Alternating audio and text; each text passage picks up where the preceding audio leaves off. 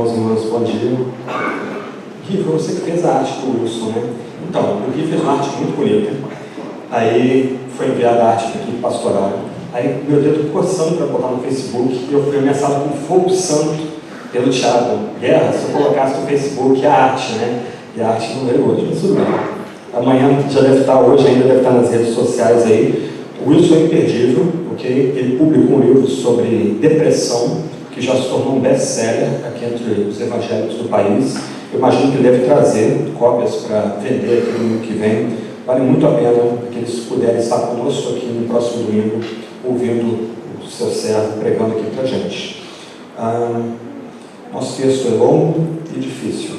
Vamos a ele então. O tema de hoje de manhã: vivendo conforme o chamado de Deus, 1 Coríntios 7, versos 17 até 40. Nós aqui na igreja estamos usando a Nova Almeida atualizada da Sociedade Bíblica do Brasil. Eu vou ler aqui então, vocês acompanhem. Mantenham a Bíblia aberta, ok? O texto vai ser dividido em 3 partes principais. Nós vamos analisando aí verso a verso essa passagem extremamente rica e importante do argumento do apóstolo Paulo dentro de 1 Coríntios. 1 Coríntios capítulo 7, versos 17 até 40. Todos abriram aí? Na minha versão aqui, página 1643, 1643. Se alguém do seu lado que não achou, ajude, então ajudinho para a pessoa localizar a passagem bíblica. 1 Coríntios capítulo 7, versos 17 e 40. Vamos lá. No mais, que cada um ande segundo o que o Senhor lhe concedeu, conforme Deus o chamou. É isso que ordeno todas as igrejas. Foi alguém chamado estando circunciso? Não desfaça a circuncisão. Foi alguém chamado estando incircunciso? Não se faça circuncidar. A circuncisão em si não é nada. A incircuncisão também nada é. Mas o que vale é guardar os mandamentos de Deus. Cada um permaneça na vocação que foi chamado. Você foi chamado sendo escravo? Não se preocupe com isso. Mas se você ainda pode tornar-se livre, aproveite a oportunidade. Pois quem foi chamado no Senhor sendo escravo é liberto que pertence ao Senhor. Do mesmo modo, quem foi chamado sendo livre é escravo de Cristo. Vocês foram comprados por preço, não se tornem escravos de homens. Irmãos, cada um permaneça diante de Deus na condição que foi chamado. Com respeito às virgens, aos solteiros, não tenho o mandamento do Senhor, mas dou a minha opinião como alguém que recebeu do Senhor a misericórdia de ser fiel. Por causa da angustiosa situação presente, penso ser bom para o homem permanecer assim como está. Você tem esposa? Não procure separar-se. Você está solteiro? Não procure esposa. Mas se você casar, não estará pecando. E também, se a virgem se casar, não estará pecando. Ainda assim, as pessoas sofrerão angústia na carne. Eu gostaria de poupar vocês disso. Mas digo isso, irmãos, o tempo se abrevia. Por isso, de agora em diante, não só os casados sejam como se não fossem casados, mas também os que choram como se não chorassem, os que se alegram como se não se alegrassem, os que compram como se nada possuíssem, e os que se utilizam desse mundo, como se não fizessem uso dele, porque a aparência desse mundo passa. O que eu realmente quero é que vocês fiquem livres de preocupações. Quem não é casado, cuida das coisas do Senhor, de como agradar o Senhor. Mas o que se casou, cuida das coisas do mundo, de como agradar a esposa, e assim está dividido. Também a mulher, tanto a viúva como a virgem, cuida das coisas do Senhor. Viúva que significou, virgem significa ficando solteira aqui, ok? Também a mulher, tanto a viúva como a virgem, barra solteira, cuida das coisas do Senhor para ser santa, assim no corpo como no espírito. Mas a mulher casada se preocupa com as coisas do mundo, de como agradar ao marido. Digo isso para o próprio bem de vocês, não para impor limitações, mas tendo em vista o que é decente e para que vocês possam se consagrar ao Senhor sem distração alguma. Mas se alguém julga que trata de modo impróprio a sua virgem, solteira, se ela estiver passando a flor da idade, as circunstâncias, e se as circunstâncias o exigem, faça o que quiser, não peca, que casem. Contudo, aquele que está firme em seu coração e não se sente obrigado, mas tem domínio sobre sua própria vontade e resolve em seu coração conservar solteira ou virgem a jovem, fará bem. Por isso, quem casa com a sua virgem ou a solteira faz bem, quem não casa faz melhor. A mulher está ligada ao seu marido enquanto ele viver, mas se o marido morrer, ela fica livre para casar com quem quiser, mas somente no Senhor. Porém, ela será mais feliz se permanecer viúva, segundo a minha opinião, e penso que também eu tenho o Espírito de Deus. O tema geral da passagem, então, é vivendo conforme o chamado de Deus.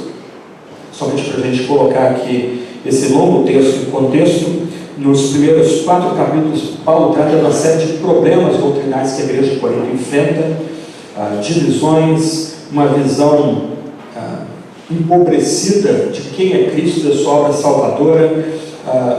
Ele vai vindicar o seu ministério. Paulo precisa vindicar o seu ministério, estabelecer que ele é um ministro na casa de Deus.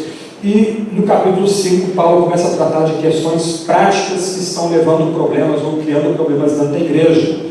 E me parece que dentro da estrutura de 1 Coríntios, as duas questões estão interligadas. É justamente porque a igreja tem uma série de problemas teológicos ou doutrinários, porque a igreja tem uma baixa visão de quem é Jesus e do seu ministério salvador, porque a igreja passa o tempo todo se digladiando, se dividindo, porque a igreja tem feito críticas ao ministério de Paulo, tem visto Paulo com um olhar superior.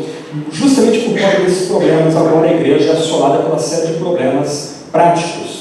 O primeiro problema prático é a igreja tolerar um caso horrível, escandaloso de pecado sexual em seu meio. E nós tratamos disso em 1 Coríntios capítulo 5. Imediatamente depois, Paulo começa a lidar com a questão da imoralidade sexual. E como nós vimos semana passada, exposto aí pelo Tiago, a igreja em Corinto enfrentava problemas também com a questão de divórcio e recasamento. Aqui, então, nessa sessão que nós estamos tratando, Paulo fecha todo o debate que ele tem travado com a igreja em Corinto quanto à questão de casamento, solitude, divórcio e a questão também do celibato. E o que ele faz aqui nessa parte mais longa de 1 Coríntios 7 é oferecer para os crentes em Corinto e para nós aqui uma base doutrinal, tipo de roteiro com o qual o crente pode interpretar esses dilemas da vida ligados, sobretudo, à questão de casamento, divórcio, recasamento, celibato, solitude, e etc, etc. Então, na primeira parte dessa passagem, que vai do verso 17 ao verso 24, o que Paulo quer ensinar aos crentes em Corinto e para nós é que aqueles irmãos e irmãs lá do passado e nós do presente somos chamados a viver a vida que Deus atribui a cada um de nós. Em outras palavras, o que Paulo faz é retomar um tema caro para a tradição cristã, de que Deus é todo-poderoso e Deus é soberano, e aplicar essas questões ligadas a casamento, novo casamento e a questão do celibato. Os versos 17, 20 e 24 são centrais aqui. 3 vezes Paulo vai frisar que cada pessoa deve se portar conforme Deus o chamou. Essa expressão aparece no verso 17, depois mais adiante no verso 20, cada um permaneça na vocação ou no chamado que foi feito, a vocação que foi chamado, e depois o verso 24, cada um permaneça diante de Deus na condição em que foi chamado. Em primeiro lugar, Paulo aqui está tratando diretamente da conversão cristã.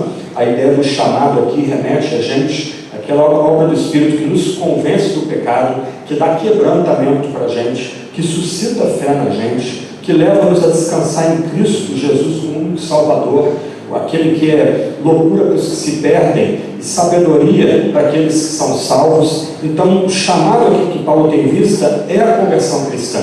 E o que Paulo quer destacar aqui é que o cristão ele é chamado agora a introjetar, a internalizar o fato de que ele, se foi convertido em uma dada situação, é chamado a agradar a Deus nessa situação que ele foi convertido, em que ele foi trazido à fé. O ponto é tão importante para Paulo aqui, no final do verso 17, que ele frisa isso com uma frase que ele vai repetir mais adiante no capítulo 11. É isso que ordena em todas as igrejas de Deus. Então, logo de sair daqui, o que Paulo começa a estabelecer para os crentes em Corinto, casados, solteiros, lutando com o noivado, casa ou não casa, cheios de dúvidas, gente que precisou se divorciar ou foi abandonado pelo cônjuge. O que Paulo chama a atenção dessas pessoas lá e aqui também é que cada um deve se contentar naquele momento em que foi chamado à conversão, ou se contentar no estágio que foi chamado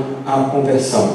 E Paulo aqui ele não quer elaborar uma doutrina da soberania divina, ele não quer elaborar uma doutrina da conversão, ele já pressupõe esses pontos, porque ele quer mostrar que o crente tem que ser satisfeito na situação em que ele foi chamado à fé. E Paulo aqui ele retrata pelo menos 3 áreas de relacionamento. Eu vou passar bem rápido por elas, mas elas se explicam aqui, e que o crente deve ser contente na situação que ele vive. A primeira ponto aqui que ele vai frisar é da circuncisão e da incircuncisão. Em outras palavras, é indiferente para Deus a nossa situação étnica diante dele. Seja judeu, seja grego, se aquela pessoa foi chamada por Deus, ela é chamada para se contentar, para se satisfazer em Deus, para agradar a Deus no seu status étnico, sendo judeu, sendo grego. Esse é o jogo de palavras em que ele fala isso da circuncisão e a incircuncisão. Talvez pareça estranho, alguns aqui, a menção a não desfaça a circuncisão. Não é o caso aqui nesse momento, mas mais adiante, quando os judeus começam a ser perseguidos, e cristãos também, sobretudo cristãos judeus, ser circuncidado era uma forma da pessoa ser imediatamente reconhecida como inimigo do império, como um adversário do império. Pode parecer estranho para a gente hoje pensar em homens tentando deixar de ser circuncidados, perder a sua circuncisão, mas me ocorre aqui aquele filme famoso da década de 90, Filhos da Guerra. O filme retrata a história de um judeu chamado Salomão Perel. A história dele é muito curiosa, porque ele é um judeu alemão, e em 1934 ocorre a Noite dos Cristais na Alemanha, em que os nazistas, os fanáticos, eles saem destruindo todas as lojas de departamento judeus, batendo os judeus na rua, assassinando os judeus, queimando sinagogas. Isso é um momento triste da história da Alemanha em 1934. A família de Perel, assustada com isso, vai para a Polônia. E eles imigram para a Polônia achando que naquele país católico, de maioria católica, adversário dos alemães, eles vão estar seguros ali. Aí os alemães invadem a Polônia. Aí a família do Perel tem que ir para o lado da Polônia que não foi invadida pela Alemanha, que ficou com a União Soviética. Os soviéticos conquistaram metade da Polônia, né? A Polônia foi partilhada entre os dois aliados, os nazistas e os comunistas. Só que os alemães vão invadir o lado comunista também. E aí, numa série de idas e vindas, esse rapaz se rende no campo de batalha, não lembro bem os detalhes, ou se é capturado, mas os alemães gostam dele e ele é mandado para a Alemanha. Ele que é um cidadão alemão, ele não revela isso em momento nenhum, porque ele não quer que as pessoas saibam como é que ele chegou ali naquele momento. Ele é enviado para a Alemanha para ser educado como um nazista. E o filme é cheio de lances muito curiosos. Era típico naquela época, por exemplo, supor que por meio de medição da caixa do crânio e de nariz a pessoa podia ser descrita como uma alemã perfeita, ariana ou um judeu. E ele ali, um médico das SS, começa a medir os alunos e ao medir ele é considerado ali um alemão típico, sem nenhum traço de judeu, mas ele é circuncidado. Só que a trama vai se adensando e em algum momento aquele rapaz, aquele adolescente, para sobreviver, é colocado sob o dilema de apagar, tirar a sua própria circuncisão. E entre idas e vindas também ele acaba não fazendo isso. E para não dar mais spoiler, já acabei com um filtro aqui na assistir do filme, ele consegue, é um filme baseado em fatos verídicos, ele consegue sobreviver, ele acaba caindo na mão dos alemães, dos russos de novo, dos soviéticos, ao final da guerra, mas junto com seu irmão, que ele reencontra depois, ele consegue voltar ao mandato britânico na Palestina, para se tornar Israel, em 1948, e o filme termina com esse homem já idoso, recitando o Salmo 133:1, ao quão bom e suave é que os irmãos vivam em união. Agora ele está na sua casa, ele está em Israel. Então, algumas vezes, por pressões sociais, os crentes, algumas vezes, vão achar que devem abrir mão de características éticas que eles têm. O que Paulo está dizendo aqui é que a etnia, agora que fomos chamados pelo Senhor, é indiferente. O crente é chamado a se alegrar e se contentar no Senhor, na etnia em que ele foi chamado. Aí Paulo passa agora às relações sociais. Paulo começa a falar agora das relações entre patrão e servo, patrão e escravo. E se no verso 21 fica parecendo que Paulo é contra uma luta contra a escravidão, contra se sublevar contra o jugo terrível da escravidão. Não é isso que Paulo diz. Paulo vai dizer, inclusive, que aquele que é colocado na posição de ser alforriado, ele deve aproveitar isso. Mas o ponto de Paulo é que o escravo é livre em Cristo, o patrão que é cristão é servo em Cristo, tanto o escravo como o livre são chamados a se regozijar em Cristo, a satisfazer-se em Cristo. Lembra do verso 17, que é repetido do verso 20 e verso 24. No mais, que cada um ande segundo o que o Senhor lhe concedeu, conforme Deus o chamou. Então, até mesmo nesse ambiente da escravidão ou da libertação, o crente deve andar, deve proceder em contentamento segundo o Senhor chamou. E aqui a gente tem que lembrar que nós estamos falando do império, em que algumas pessoas sugerem que 1/3 era constituído por escravos. Okay? A escravidão era um estudo importante do Império Romano. A escravidão não tinha a ver com questões étnicas, como vai acontecer depois no mundo moderno. A escravidão era ditada pelo resultado do campo de batalha. Os gregos perderam, os gregos são escravos. Os germanos, além da fronteira, perderam, eles são escravos. Os persas perderam, eles se tornam escravos. E aí nós temos aqui um império que é basicamente sustentado pelo estudo da escravidão.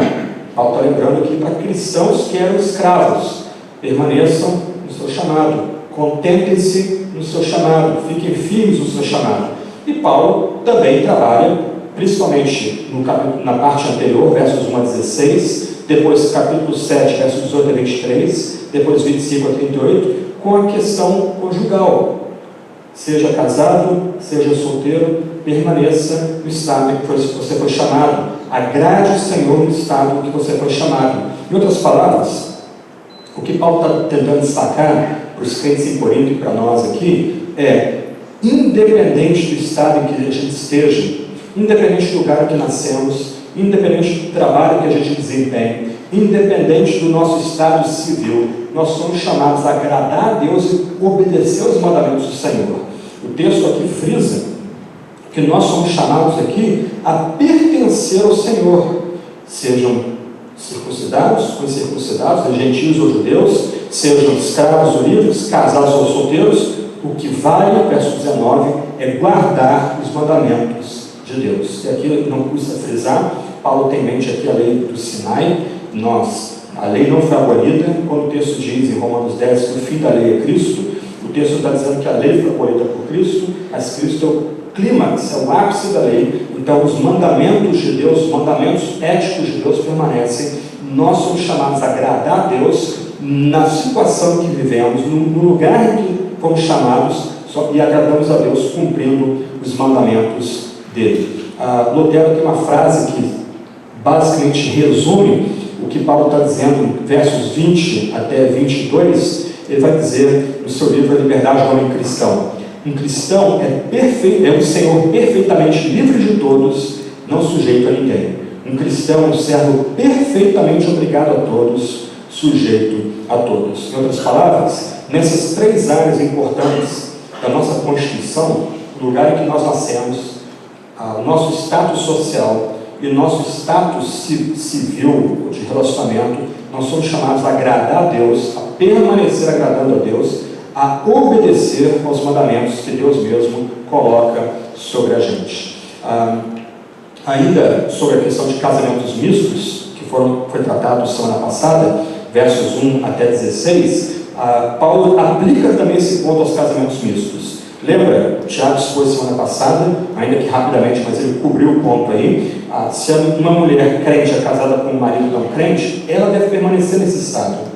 Somente se o cônjuge não cristão quiser romper o casamento, então ela abre mão do casamento. O mesmo, o marido cristão, ele permanece casado, só abre mão do casamento se a esposa não cristã quiser abrir mão do relacionamento.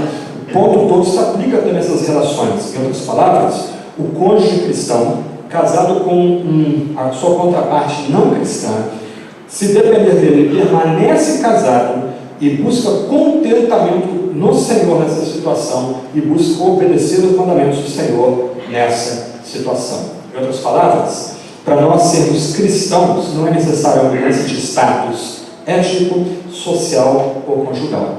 Nós somos chamados por Deus, independente do status, nessas três áreas. E nós somos chamados a agradar a Deus nessas três áreas, procurando a ocasião que Deus possa ser glorificado, Deus possa ser anunciado o tempo todo, seja na esfera ética, na esfera social ou também na esfera conjugal. Antes da gente continuar, eu queria levantar algumas aplicações para a gente aqui. 3 aplicações práticas ligadas a essa primeira parte do texto. A primeira aplicação aqui é: nós devemos considerar as circunstâncias uma dádiva de Deus que capacita-nos a dar testemunho da graça e do poder divinos numa situação específica. Em outras palavras, ainda que a gente possa lamentar nossa situação, ainda que a gente possa querer mudar nossa situação, Paulo disse isso há pouco, né? Se você pode tornar-se livre, verso 21, aproveite a oportunidade. Ainda que a gente possa buscar a oportunidade de ter uma situação talvez melhor do que a gente esteja, não só no campo social, mas também no campo conjugal, ou talvez no campo étnico, mudando de país, mudando de território ou região, nós somos chamados a não nos rebelar contra as circunstâncias, mas somos chamados a nos contentar com as circunstâncias, posto que foi Deus que nos colocou ali, e Deus quer nos usar naquela situação específica. Ele nos chama naquele momento da nossa vida, e Ele tenta nos usar naquele momento da nossa vida. Como Paulo vai dizer mais adiante em 2 Coríntios, Deus tem o seu jeito misterioso, o seu tratamento misterioso de nos moldar nas circunstâncias em que nos coloca, de tal forma que aquilo que a gente sofre numa certa circunstância, Deus vai usar a forma como Ele nos tratou naquele sofrimento para abençoar e levar paz e alegria para outras pessoas que estão passando as mesmas situações. Eu tive uma amiga que passou uma situação muito difícil na sua infância em casa, abusos verbais, abusos físicos bem graves. E elas nunca entendiam qual o propósito de Deus para aquilo, porque Deus havia permitido, porque Deus havia levado ela para aquela situação. E mais adiante os pais dela chegaram à fé, mas era uma época em que ela não era cristã, os pais não eram cristãos ainda. E ela se pegou dando aula para uma turma de futuros missionários, e depois ela contando para mim que 80% da turma de moças havia sofrido algum tipo de abuso físico ou verbal em casa. E aí ela descobriu que a forma como Deus havia lidado com ela no passado para dar paz a ela, para sarar as feridas que ela sofreu em casa, agora ela podia usar tudo que Deus havia concedido para ela para ajudar aquelas moças que passaram uma situação parecida com o que ela havia passado antes. Então a gente aqui é lembrado por Paulo que nós aceitamos as circunstâncias ao nosso redor quando elas são dadas, posto que elas não ocorrem por acaso. É Deus que estabelece o que ocorre ao nosso redor, Deus é que nos coloca nessas situações, e a nossa preocupação maior, como Paulo frisa 3 vezes aqui, cada um ande segundo o Senhor lhe concedeu, conforme Deus o chamou, é que a gente use essas circunstâncias para abençoar outras pessoas. E mais do que isso, toda circunstância é uma hora adequada para a gente poder testemunhar acerca de Deus e de Cristo Jesus. Não há uma única circunstância que nós nos coloquemos em que a gente não se veja aí com a necessidade de ficar em silêncio sobre quem Deus é e como Deus trata a gente, como Deus abençoa a gente. Antes, se nós aceitamos as circunstâncias como um tipo de dádiva divina, mesmo que seja dádiva que momentaneamente pareça dura, a gente é chamado para ser usado por Deus nas circunstâncias em que nós estamos, sejam circunstâncias étnicas, sociais ou mesmo afetivas ligadas a casamento. E, por fim, uma terceira aplicação aqui é que, para Paulo, o que a sociedade pensa da gente é diferente. Para a sociedade romana, o escravo não era nada. Em Romanos 16, Paulo saúda um amigo dele, que era escravo, chamado Quadrato. O escravo passa a ser um número. Ele não é mais pessoa. Ele não tem mais história pessoal, não tem mais passado. No mundo romano, o escravo era um utensílio, um objeto que poderia ser usado do jeito que o mestre quisesse. É famosa a história da época de Otávio César. Ele é chamado a um banquete por um senador romano, e eu já comentei um pouco sobre como eram os banquetes no mundo romano naquela época. E nesse banquete específico, um dos seus escravos mais valiosos, quebra um dos seus vasos mais valiosos. e naquele ambiente havia uma piscina que eram criadas enguias, que era um tipo de aperitivo muito apreciado no mundo romano, só que as enguias eram mortais. Aquele homem fica tanto ódio daquele escravo que o toma pelas mãos, agarra ele pelo pescoço e conduz àquela piscina e joga o escravo na piscina, e para entreter a plateia daquele jantar famoso, as pessoas ficam ouvindo os gritos daquele homem enquanto ele é trucidado pelas enguias. O próprio imperador fica tão chocado com isso que ele bane esse homem do império, ele destitui sobre todos os seus títulos, tira o seu dinheiro e acaba banindo sobre aquela extrema crueldade dele. Mas era essa forma que um cidadão romano típico trataria os seus escravos. O escravo não era nada, o escravo não tinha direito. O que Paulo lembra aqui é que para nós é indiferente o que o mundo pensa da gente. É Deus que coloca-nos em cada lugar, em cada situação. E o nosso chamado aqui, a nossa preocupação primeira é agradar a Deus no chamado em que nós estamos. Talvez cause escândalo para vocês. A gente, quando estuda a história das missões do século XVIII, quando ocorre o avivamento entre os morávios da Alemanha, em que aqueles homens e mulheres daquela comunidade do Senhor, Herrnhut, não conseguem parar de orar, alguns jovens, lourinhos, de olhos azuis, eles se vendem como escravos para pregar o evangelho aos escravos na Jamaica. Para Paulo, é indiferente, então, a forma como o mundo nos vê. Para Paulo, é de pouca importância como o mundo nos rotula. Se eles nos acham bonitos, espertos, inteligentes, sofisticados, tapados, isso é indiferente. É indiferente para nós. A forma como o mundo interpreta-nos, a forma como o mundo nos julga, nos coloca na balança, é completamente diferente para nós, não faz diferença nenhuma. E a gente não deve ficar preocupado, então, com o que o mundo diz da gente, a gente deve ficar preocupado, mais uma vez, é quase como se fosse um tipo de coro na passagem. Cada um ande segundo o Senhor lhe concedeu, conforme Deus o chamou. Cada um permaneça na vocação em que foi chamado. Irmãos, cada um permaneça diante de Deus, na condição em que foi chamado. É isso que ordeno em todas as igrejas. Então, toda essa primeira parte aqui, que vai dos versos 17 ao verso 24, Paulo está requerendo que os crentes, eles se alegrem, eles vivam a vida que Deus mesmo atribuiu a eles. Mais uma vez, vamos enfatizar aqui, Paulo não é indiferente ao drama da escravidão. Paulo não é indiferente ao fato de que o estudo da escravidão no mundo antigo era terrível. Ele vai dizer, mais uma vez, é necessário frisar, que aquele que é escravo, você tem a oportunidade de se tornar livre, que aproveite a oportunidade. Mas, de outro lado, se Deus nos coloca numa situação dura como essa, a gente precisa usar essa situação dura como oportunidade de comunicar as maravilhas de Deus e de Cristo para aqueles que são colocados ao nosso redor. Então, mais uma vez, a etnia, o estado social e o estado civil são, num aspecto, indiferentes para Deus. O crente é chamado a se contentar onde Deus o coloca e usar onde Deus o coloca como ocasião para anunciar quem Deus é, quem Jesus também é. Aí dos versos 25 a 38, segunda parte, a parte mais ampla da passagem, Paulo volta a tratar da questão do casamento. Então, no meio do argumento sobre casamento, divórcio, novo casamento, solitude e se permanecer solteiro nesse celibatário, Paulo introduz a questão do nosso chamado. Nós somos convidados a nos contentar aonde nós fomos chamados, ou no lugar onde nós fomos chamados.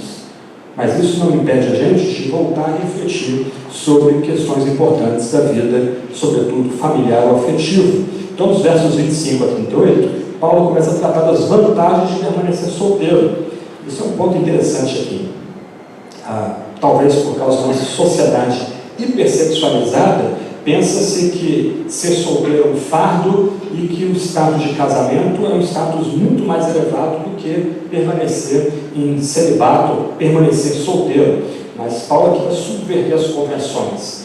Ainda assim, é preciso notar que em nenhum momento o casamento é combatido ou denegrido nessa passagem que nós temos em vista aqui. Ok? Vou voltar a esse ponto daqui a pouco. Então, ainda que Paulo estabeleça algum nível de hierarquia, por questões específicas que nós vamos tratar também, ele não vilipendia o casamento, não torna o casamento uma coisa execrável, como no começo da Idade Média.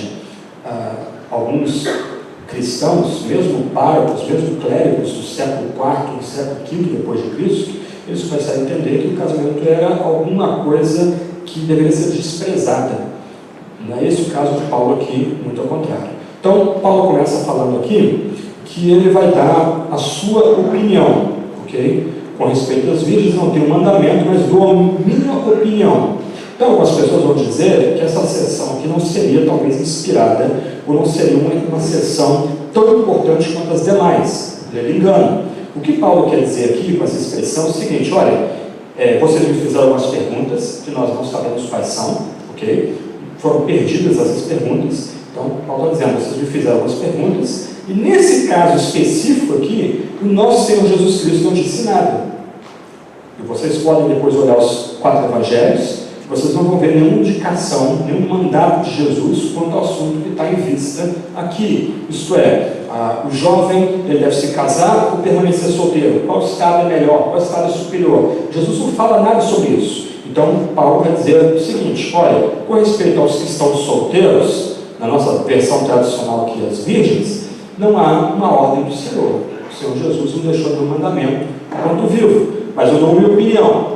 Baseado em que ele dá opinião? 2 pontos que ele destaca aí, verso 25. Como alguém que recebeu do Senhor a misericórdia de ser fiel, e no verso 40, como alguém que tem o Espírito de Deus. Em outras palavras, o nosso escritor aqui fala, não como a gente pode falar, mas ele fala com o apóstolo inspirado pelo próprio Deus. Então, ele fala com a própria boca de Jesus Cristo aqui. Esse é o ponto para nós. Então, Paulo está tratando de uma suposta lacuna em que Jesus não deu nenhum mandato direto, e agora ele, como alguém comissionado pelo próprio Jesus, alguém chamado pelo próprio Jesus, lembra lá em 1 Coríntios 4, Paulo vindica o seu ministério, ele fala que ele é ministro de Deus, etc, dispenseiro. Agora ele dá a sua palavra como alguém que alcançou misericórdia da parte de Deus, alguém que tem o Espírito de Deus. Okay? Então, Paulo está dando aqui a opinião dele, entrando numa área em que não há um mandato direto de Jesus, não foi dada uma ordem direta de Jesus, mas aqui Paulo fala no lugar de Jesus Cristo. E ele começa a falar umas questões interessantes aí. No verso 26 ele começa a dizer da angustiosa situação presente. E é isso que vai nortear todos os conselhos que ele dá para jovens solteiros e para aqueles que estão casados. Mais uma vez, isso torna também difícil entender a passagem. Nós não sabemos o que é essa angustiosa situação presente. A gente não tem ideia do que ela é. Mais uma vez, Paulo vai falar, por exemplo, verso 29, o tempo se abrevia. A gente não tem uma ideia clara do que isso quer dizer também. No final do verso 31, ele diz que a aparência desse mundo passa. Nós temos algumas sugestões, ou são dadas algumas sugestões para entender essas expressões aí. A angustiosa situação presente, que pode ser a aflição atual, a necessidade presente, ou a necessidade atual. Depois, a questão aí da aparência desse mundo passando e o tempo se abreviando. Uma possibilidade aí é que Paulo tem em vista a vida gloriosa de Cristo. Paulo, como também em 1 Tessalonicenses, teria em mente aí uma iminente vida de Cristo, como se Cristo estivesse às portas. Mas o que a gente precisa lembrar aqui é que Cristo está às portas desde a sua ascensão ao trono de glória. Nós vivemos entre tempos, nós vivemos literalmente entre tempos, entre o já da vinda de Cristo, sua morte, sua ressurreição, sua ascensão, e o ainda não, em que aguardamos a segunda vinda gloriosa de Cristo, ele vindo não mais como cordeiro, mas como leão, para encerrar a história. Então, se de um lado Paulo talvez tenha em mente a iminência da vinda de Cristo, talvez do outro lado ele não esteja falando disso, porque ele não volta a esse assunto da segunda vinda de Cristo em um outro momento, nessa sessão. Só vai voltar a isso em 1 Coríntios capítulo 15, onde ele vai detalhar um pouco mais esse ensino. Uma outra possibilidade aí é que a igreja de Corinto está sofrendo uma oposição violenta à fé cristã. Então, crentes de Corinto estão sendo perseguidos, caluniados, difamados, sofrendo violência por conta da fé cristã. Mas outro problema que surge aí também é que não há nenhuma evidência histórica que isso estivesse ocorrendo na época em que a epístola é escrita, por volta de 50 depois de Cristo. Um terceiro ponto aí é que a igreja em Corinto, a cidade de Corinto, estava passando dificuldades e problemas. E agora a gente tem um dado histórico que essa é uma época em que essa cidade tão rica e opulenta, essa cidade que era a porta do Oriente para o Ocidente, onde todas as especiarias orientais eram taxadas, eram colocados impostos sobre elas para depois elas serem mandadas para o Ocidente, estava passando fome. Então pessoas estavam tendo dificuldade em conseguir alimento ali naquela altura. Algumas pessoas vão até combinar essas três ideias: fome em Corinto, perseguição, um tipo de perseguição à igreja que a gente não sabe qual é, e a iminência da vida de Cristo, porque o crente, desde o momento que Jesus ascendeu aos céus, ele vive entre tempos. O fato é que a gente não sabe exatamente o que está acontecendo em Corinto, que Paulo levante essas frases aí, apontando para o tipo de aflição ou necessidade que a igreja está enfrentando. Mas o fato é que as lutas da vida e a insegurança da vida que vão nortear todo o restante do argumento de Paulo na passagem. Porque a vida vivemos de forma crítica em nossa vida, a gente caminha no fio da navalha, nós precisamos viver com um certo senso de urgência. A nossa vida não nos pertence, a gente não tem, como Jesus ensina, a capacidade de acrescentar um centímetro a mais à nossa altura. A gente não controla os fios nas cadeiras que caem, isso até está no comando do próprio Deus, como Jesus ensina também. A gente não deve estar ansioso por essas questões. E também, nessa situação, nessa conjuntura misteriosa, estranha, angustiosa, tensa, a gente também deve entregar os nossos relacionamentos afetivos ao próprio Deus. Então, nesse sentido aí, Paulo vai destacar, versos 29 em diante, que o crente ele tem que ter em vista que, se o tempo se abrevia, se a aparência desse mundo passa, se a situação presente é angustiosa, algumas vezes ser casado pode ser um fardo, pode ser um peso. É isso que Paulo quer dizer nos versos 29 até 31. Aquele que é casado, viva como se não fosse casado; aquele que chora, vive como se não chorasse; aquele que se alegra, como se não se alegrasse; os se compram como se nada possuísse; os se utilizam desse mundo como se não fizessem uso dele. Já que se vive uma situação angustiosa no tempo presente, já que o tempo se abrevia, já que a aparência desse mundo passa, isto é, esse mundo está a ponto de se desfazer, que ninguém ande com fardos, que a pessoa se dedique a Deus na situação que ela se encontra, mas que ninguém tenha os seus fardos. E algumas vezes o casamento pode ser um fardo numa situação de luta e de tensão. Aqui a gente pode lembrar da história de Paul Rusesabagina, da sua esposa Tatiana, que foi consagrado no filme até o Ruanda. Quando os Hutus atacaram os Tutsis, cerca de 500 mil pessoas foram mortas naquele país. Dos mais terríveis genocídios aí do século XX, século XXI, esse genocídio ocorreu em 1994. Esse homem, Paul, ele era cristão, e ele entende que Deus, naquela altura, o chamou para usar o hotel em que ele era gerente, para salvar o máximo possível de pessoas, independente da etnia deles. Só que grande parte do filme mostra as lutas desse homem com a preocupação com a sua esposa e com os seus filhos.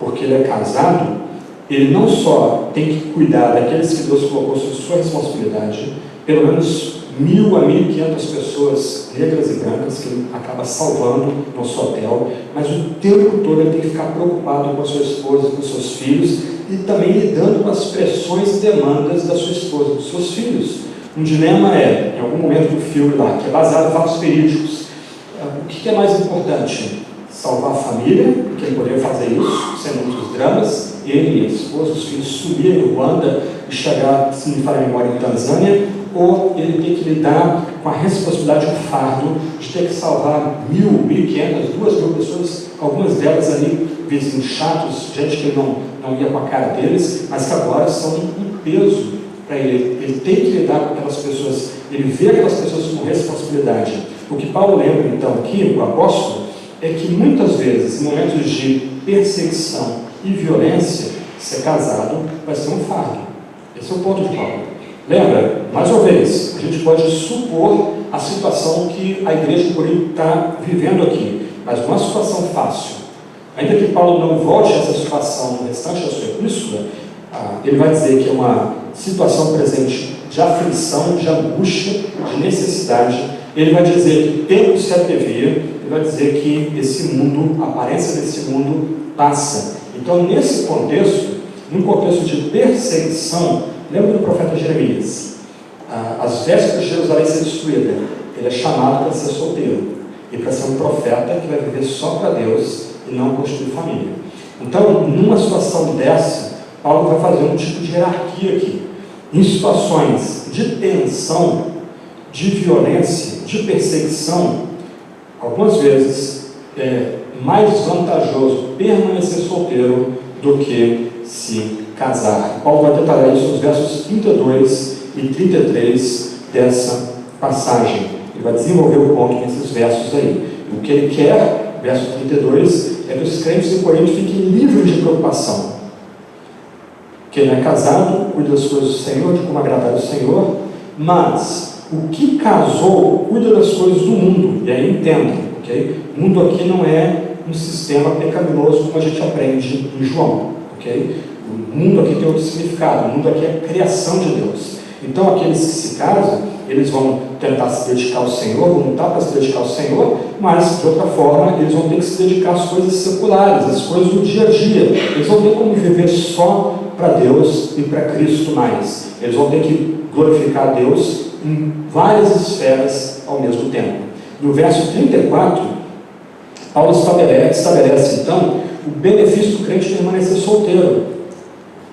O que se casou cuida das coisas do mundo, de como agradar a esposa, assim está dividido. Do outro lado, aquele que pensa só no Senhor, ele está dedicado inteiramente ao Senhor. Aqui a gente precisa lembrar de uma das grandes heroínas dos batistas norte-americanos, uma missionária chamada Lottie Moon. Ela viveu entre 1840 e 1912. Ela nasceu na Virgínia, um estado americano bem orgulhoso das suas tradições, das suas raízes que remontam à descoberta, à colonização puritana, melhor dizendo, na América. E essa menina, desde cedo, ela se mostrou rebelde, do lado. Os professores diziam que ela era um diabo em sala de aula, mas ela também era brilhante. Ela veio dominar latim, hebraico, italiano, espanhol, isso bem jovem. E quando a irmã dela se sente chamada a ser missionária na China, ela deixa o noivado para se dedicar a pregar o evangelho na China. A irmã dela, curiosamente, vai deixar o campo missionário, vai voltar para os Estados Unidos, mas Lottie Moon vai permanecer solteira na China durante 40 anos. 40 anos missionária na China. Uma das suas grandes frases é: se eu tivesse 1000 vidas, eu dá-las-ia todas pelas mulheres da China. Ela entendeu que naquela cultura, um homem nunca podia alcançar outra mulher para Jesus. E ela, quando chega na China, ela entende que o chamado especial dela é se dedicar a pregar o Evangelho todo o tempo e toda hora às mulheres chinesas.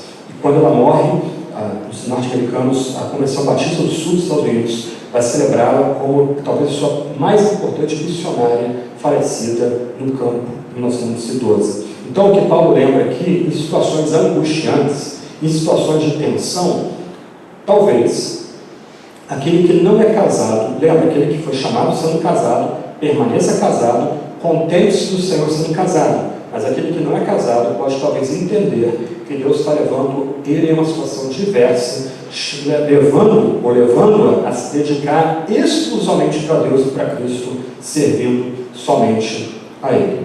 Indo para o final aqui, aí a gente esbarra aqui num texto bem difícil. Eu vou só colocar ele no quadro aqui e levantar algumas questões sobre essa passagem, versos 36 a 38. Mais uma vez, a gente perdeu a chave para entender quais os problemas levaram Paulo a escrever 1 Coríntios. Então, é difícil tentar elaborar o que leva Paulo a escrever esses 3 versos aí. Algumas pessoas supõem que Paulo está tentando corrigir uma noção de que crentes em Corinto, lembre-se, nós estamos falando aqui na igreja, em que tolera um rapaz, tem um caso com a sua madrasta. Nós estamos falando da igreja que não vê problema dos membros mais ricos nos seus banquetes participarem de moralidade sexual. Então parece, alguns têm sugerido, que alguns outros crentes em Corinto começaram a desvalorizar o relacionamento sexual dentro do casamento. E mais adiante, quarto século, por exemplo, um dos adversários de Agostinho, dos seus debatedores na controvérsia pelagiana, um chamado Juliano de Eclano, muito chato, ele se orgulhava, nos seus debates de Agostinho, de ter feito um pacto com a sua esposa, de, uma vez casados, nunca terem tido relacionamento sexual uns com os outros. Eles chamam que era chamado e conhecido como matrimônio espiritual, casamento espiritual. Então, alguns sugerem que nessa passagem, Paulo está refutando essa noção do chamado casamento espiritual.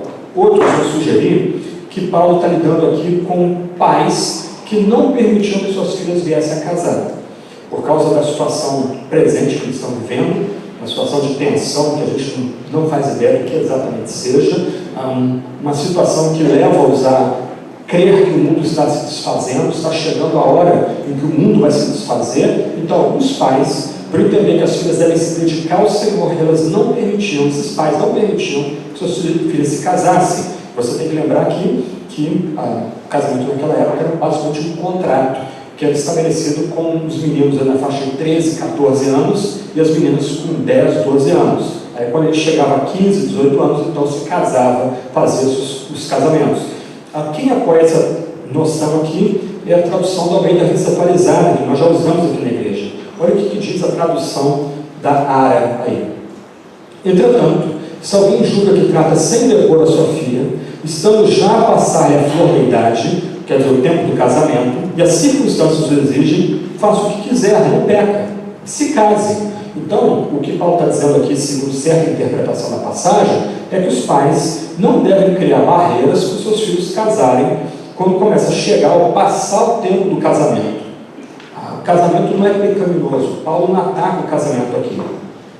Todavia, o que está firme em seu coração, não tendo necessidade, mas domínio próprio sobre o seu próprio domínio, isso bem firmado no seu ânimo, para conservar virgem a sua filha, bem o fará. Desculpa, eu li errado aqui. Todavia, o que está firme em seu coração, não tendo necessidade, mas domínio sobre o seu próprio arbítrio, isso bem firmado no seu ânimo, para conservar virgem a sua filha, bem fará. Então, se os pais entendem que eles devem preservar sua filha como solteira, ok, tudo bem.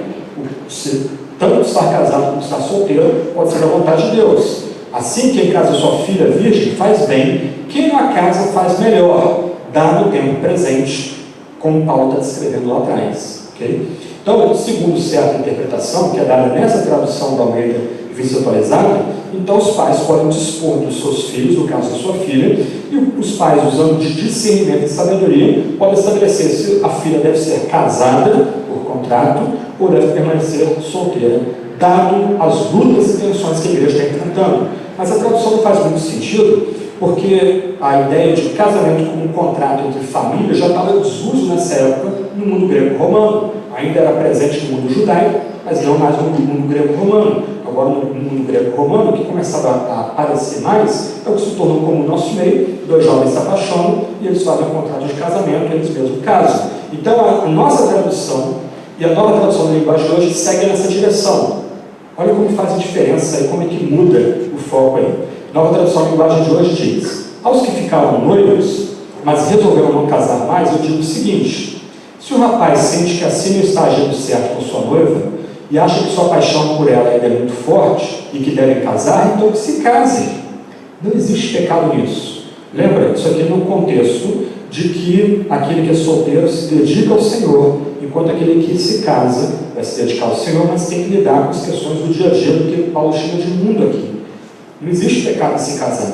Mas, se pelo contrário, o rapaz não se sente na obrigação de casar, se está mesmo resolvido a ficar solteiro, presta atenção, e se é capaz de dominar a sua vontade e já resolveu o que deve fazer, então faz bem não se casar com a moça. Assim, quem casa faz bem, mas quem não casa faz melhor ainda.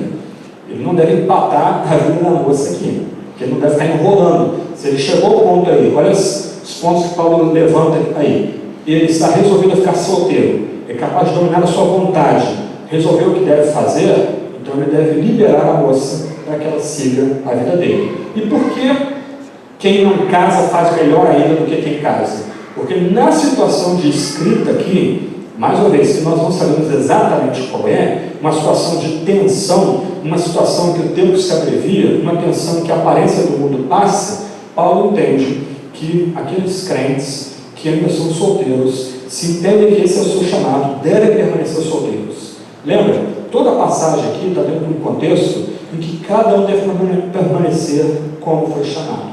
Cada um é chamado a se contentar naquela situação da sua vida em que foi chamado. E ele deve encontrar propósito nessa situação de vida em que foi chamado. Então, em linhas gerais, independente de qual seja a melhor interpretação aqui, eu julgo que é a segunda, ou a última, né? Paulo falando aqui de noivos, melhor dizendo, né? Ponto 3 aí. O ponto interessante aqui é que Paulo não está do lado. Isso que é interessante. Paulo escolhe o lado. Vou ficar do lado dos solteiros. Vou ficar do lado dos casados. Então, ser casado é um nível inferior de vida. Solteiros, como na Idade Média, aquele que vive para o Senhor, ele tem um estilo de vida superior àquele que casou. Não, Paulo não toma lado. Dentro do contexto, Paulo vai dizer que ser solteiro é melhor, dado o tempo presente, o tempo que ele vivia. Então, crentes que lutam com perseguição, crentes que estão lutando ou vivendo em comunidades que são provadas pela perseguição, talvez entendam que naquele contexto é um fardo constituir família, é colocar mais pessoas em risco constituir família. Então, nesse sentido, aquele que permanece solteiro, como Paulo diz, faz melhor ainda. Ele vai viver, ele vai se consagrar ao Senhor, verso 35, sem distração alguma. Mas, mais uma vez aqui, Paulo não vai atacar o casamento, Paulo não vai rebaixar o casamento. Para Paulo, o casamento não é um status inferior, mas casamento tem o seu lugar, o seu devido lugar. Paulo está falando aqui de uma certa situação específica de provação, de tensão, de conflito, e nessa situação, aquele que não casa faz melhor, como a gente vê no final do verso 36. Mas, continuando aqui, para a gente terminar, o que a gente precisa fazer é perguntar, olhar para o texto e perguntar o seguinte: qual dom Deus tem concedido para a gente? Que esse é o ponto da passagem inteira, cada um permaneça como foi chamado. Qual o seu dom? O seu dom é para construir família, o seu dom é para permanecer solteiro. Paulo não coloca um fardo sobre pessoas como se tornou comum na Idade Média, em que o casamento é suportado como um fardo, e aqueles que se dedicam ao Senhor no mosteiro têm um padrão de vida, têm uma espiritualidade mais profunda do que aqueles que estão casados. Paulo não segue por esse caminho. Aliás, Paulo repudia esse caminho. Mas, do outro lado, Paulo chama a gente a nos confrontar. Qual é o nosso dom? Tem pessoas que foram chamadas para viver em família, para construir família. E essas pessoas devem usar as oportunidades que Deus dá para que eles tenham família. Outras pessoas foram chamadas a serem solteiras. E, por pressão social, vai se tornar um fardo e até um desastre se essas pessoas vierem a ser casadas. Em síntese, qual a situação em que Deus nos coloca que permite total dedicação a Deus? Essa é uma resposta que cada um de nós tem que dar para si mesmos. E aí Paulo encerra, versos 39 e 40, tratando das viúvas. Paulo vai mostrar que o casamento é indissolúvel, o casamento só é rompido pela morte. E aqui a gente tem que lembrar que não há contradição que nós já vimos em 1 Coríntios 7, no versos 1 a 16, que Paulo trata aqui. Lá, Paulo trata de questões práticas, enquanto o esposo ou a esposa cristã é abandonado por um cônjuge não cristão. Aqui, Paulo lida com a questão ideal. O casamento só se encerra com o falecimento do cônjuge. Sobretudo, no caso da viúva, ela está ligada ao marido enquanto o homem vive. Quando o marido morre, ela agora está livre para continuar sua vida. Se de um lado ela deveria permanecer consagrada como viúva, e algumas pessoas têm sugerido que viúvas eram um tipo de cargo eclesiástico no mundo antigo, na igreja antiga, né? As viúvas que permaneciam solteiras ao Senhor eram consagradas à igreja para servir a comunidade. Paulo vai lembrar que a viúva também está livre para casar, desde que seja no Senhor. E aí Paulo fecha todo o seu argumento aqui sobre o casamento, lembrando qual é a base central do matrimônio, que as pessoas casem no Senhor, isto é, que elas casem como cristãos. Se antes Paulo fala do drama das pessoas que são casadas com um não cristão ou não cristã, a gente tem que trazer à mente que aquelas pessoas abraçaram a fé naquela situação. Um dos cônjuges chega à fé já casado. Aqui, Paulo está tratando de uma nova etapa da vida em que pessoas podem casar de novo. Eles que querem casar ou casar de novo, tem como critério casar no Senhor. Nunca casar com alguém que não seja cristão. O ideal cristão, então, e Paulo fecha todo o seu argumento aqui, é que aqueles que querem casar, busquem casar sob a bênção do Senhor e busquem casar com um cônjuge não cristão. Se, como o Thiago Guerra falou há pouco, ele falando de quantos casais ontem, já é difícil permanecer casado sendo cristão, muito mais não sendo cristão. Então, aqueles solteiros aqui que não têm o dom de permanecer solteiros, não serem celibatários ou dedicados integralmente ao Senhor, eles têm que ter em vista em buscar uma moça dedicada ao Senhor, uma moça consagrada ao Senhor, ou um rapaz consagrado ao Senhor, que tema de fato ao Senhor. Alguns pontos para a gente concluir aqui, 5 pontos para que nós concluirmos. Eu vou só levantar eles e fazer uma outra observação aqui.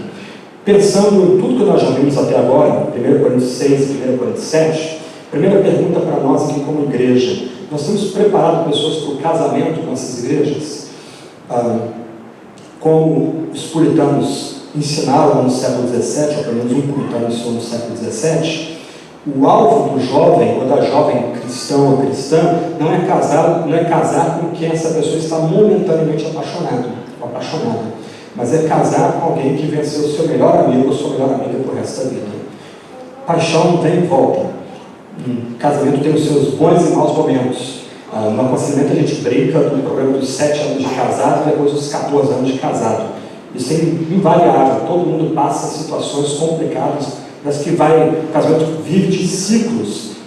Há tensões, há lutas, há dificuldades no casamento, mas quando você busca casar com uma pessoa, quem é essa pessoa que você quer casar? Quem é essa pessoa que você quer entrar numa parceria, numa aliança para o resto da vida? Alguém em que você nutre uma paixão que daqui a pouco pode arrefecer e acabar, ou alguém que você respeita e que você vai partilhar sua vida com essa pessoa, você entende que essa pessoa vai ser a melhor amiga para toda a vida. E aí, mais uma vez, como a gente tem preparado pessoas para casar aqui na nossa igreja? Ainda que, especialmente Thiago, tenha chamado essa responsabilidade para si, de preparar os nossos jovens aqui para casamento, nós todos temos essa responsabilidade de guiar pessoas a ter um bom casamento, a ter casamento sólido. Que ninguém se engane, se a gente não tiver famílias sólidas aqui, isso vai refletir diretamente sobre o que nós somos como igreja. Ok? Então, como nós temos preparado pessoas para o casamento em nosso meio? Isso está ligado a outro ponto. Nós temos lidado em nossa igreja com o divórcio de forma bíblica. Nossa sociedade banalizou o divórcio.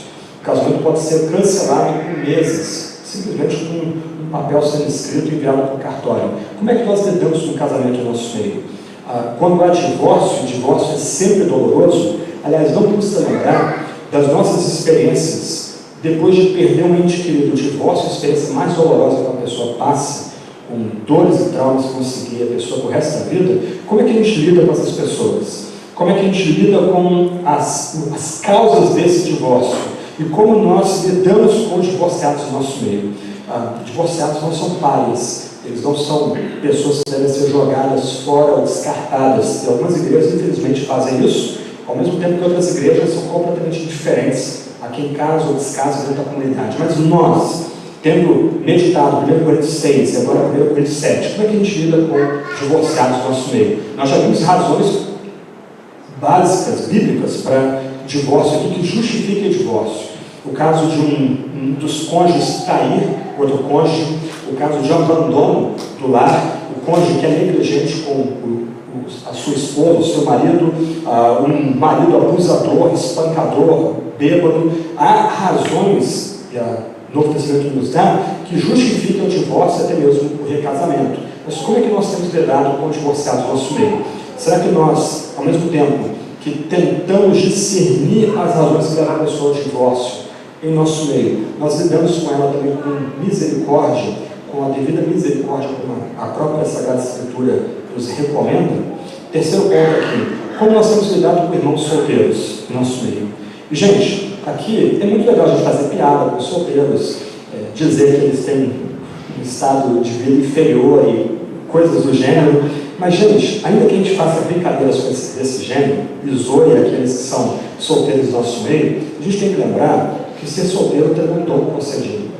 Nem todos são chamados para o casamento. Alguns são chamados para viver em solitude e nós precisamos também aprender a respeitar isso. Nós somos chamados também a criar um ambiente em que essa pessoa possa se sentir completa em nosso meio por boas amizades, pela sua família ser acolhida em nosso meio, se ela tem família em nosso meio, porque nós nos tornamos família, pais, filhos, irmãos, irmãs para essa pessoa. Então nós precisamos também de um ambiente em que o solteiro se sinta amado e respeitado, e sobretudo valorizado, se esse é o chamado de Deus para ele. Se ele é chamado para casamento, ok, a gente pode tentar brincar de cupido, mas dentro de certos limites, com certos cuidados, mas sempre respeitando as pessoas do estado em que elas estão.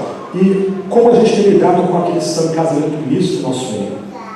Muitas vezes, pessoas estão casadas com não crentes porque elas foram chamadas desse estado. Elas vieram à fé já casadas com não crente. Então a gente tem que ter um ambiente também no nosso meio que essa pessoa se sinta acolhida e se sinta amada e não se sinta desprestigiada ou percebida como um crente de segunda categoria porque o seu marido ou sua mulher não é crente.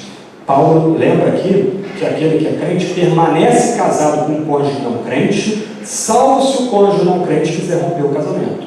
Então essa pessoa está livre agora para dar seguimento à sua vida, para seguir a sua vida, inclusive por meio de um novo casamento. Mas como essas pessoas são acolhidas no nosso meio? Será que a gente pode dizer que a gente tem um ambiente em que aquelas pessoas que têm um marido não cristão, uma esposa não cristã, também são amados e amadas em nosso meio? Será que a gente é família para esses? Muitas vezes lutando, algumas vezes com desprezo pela fé, indiferença pela fé, às vezes talvez maltratos. Como é que a gente lida com aqueles cristãos que estão no casamento misto? Será que a gente tem contentamento com nossa vocação atual? Você que é solteiro está contente? Você que é casado está se relacionando com o seu cônjuge de maneira contente e abnegada? E por último, será que nossa igreja temos aprendido a não perguntar como Deus irá me tirar dessa situação, mas, sobretudo, como Deus irá me usar enquanto eu estou aqui? Essas são questões que, sobretudo, 1 Coríntios 7, 17 a 40 levantam para a gente, mas todas as passagens que temos visto até o presente momento também nos ajudam a responder essas perguntas na presença de Deus. Que Deus nos ajude a glorificar o Senhor no estado que nós estamos. Que Deus nos ajude a sermos contentes e satisfeitos do estado que nós estamos, porque é nesse estado que Deus nos chamou. Se houver possibilidade no campo social da gente ascender, da gente crescer, que a gente agarre essa chance. Mas onde nós estamos, que a gente encontre realização, que a gente encontre alegria, posto que aquela situação que Deus nos colocou é a situação onde a gente pode glorificar Deus, a gente pode comunicar a graça de Deus em Cristo para outras pessoas, a gente pode também encontrar alegria e contentamento ali. Vamos orar, a gente encerra. Semana que vem, na verdade, nós vamos interromper agora a nossa sequência em Coríntios, 1 Coríntios. Nós só retornamos ela em janeiro, porque é primeiro domingo de janeiro. Domingo que vem, o Wilson vai estar com a gente trabalhando a questão da alegria e do contentamento, já que nós estamos entrando na semana que se celebra a Ação de Graças, é o dia de Ação de Graças, quinta-feira, dia 22 de novembro. E em dezembro nós começamos uma nova série sobre a encarnação do Verbo, preparando a gente para o Natal, uma exposição bíblica de textos de Mateus, pensando na vida de Jesus como nosso único e suficiente Salvador. Orem por isso, vamos nos pedir orando. Senhor Deus, é o Senhor que tem nos chamado, o Senhor que tem rompido a nossa surdez, o Senhor que tem tirado o escama de pecado de nossos olhos, é o Senhor que tem enternecido o nosso coração, tirando-nos um coração de pedra e dando-nos um coração vivo para Ti. É o Senhor que tem rompido a nossa escravidão ao mundo, à carne e ao diabo. É o Senhor que tem nos chamado. Deus, o Senhor tem nos chamado em situações muito específicas, como brasileiros, como solteiros ou casados, ou viúvos, ou viúvas, ou divorciados, divorciadas. O Senhor tem nos chamado como patrões, ou empregados, ou desempregados. Ó Deus, ajuda-nos a Te glorificar, independente de onde nascemos, independente do nosso estado civil, independente do nosso trabalho. Ajuda-nos não só a te glorificar, mas a encontrar contentamento onde o Senhor tem nos colocado. Ajuda-nos, ó Deus, a entender que nós somos os mais livres entre os homens e as mulheres, e os mais servos entre todos os homens e todas as mulheres. Ajuda-nos, ó Deus, sobretudo com esse drama do casamento e da solitude, sobretudo no tempo de perseguição e provação. O Senhor conhece cada um de nós aqui. Então nós imploramos, dá bênção para os casados do nosso meio, dá a tua bênção para as famílias do nosso meio. Ajuda-nos, ó Deus, nós, os casados, ao mesmo tempo que lutamos com as tensões desse mundo, nós vivemos para ti, vivemos para a tua glória, com alegria, com carinho, com abnegação. Aqueles que ainda são solteiros e venham a se casar, que o Senhor os ajude, ó Deus, a glorificar o teu nome nesse estado também. Ajude esses que são solteiros e que venham a se casar, a, enquanto estão solteiros, a se entregar e se dar a ti a tua causa todo o tempo. Sobretudo aqueles que são chamados a viver só para ti, em solitude, ó Deus, dá unção dobrada do teu Espírito para esses. Ajuda-nos, ó Deus, as suas lutas e tensões. Ajuda-nos, ó Deus, a todos nós a sermos família para esses. Pais, mães, irmãos, irmãs, os melhores amigos, as melhores amigas. Ajuda-nos, ó Deus, a servir aqueles que o Senhor tem dado o dom, concedido a graça de permanecer solteiros. Sobretudo, ó Deus, nós imploramos agora que a graça de nosso Senhor Jesus Cristo, que é o amor de Deus Pai, que as consolações do Santo Espírito sejam com todos da Igreja da Trindade, com todo o teu povo nessa cidade e também espalhado em toda a face da terra. Amém e amém.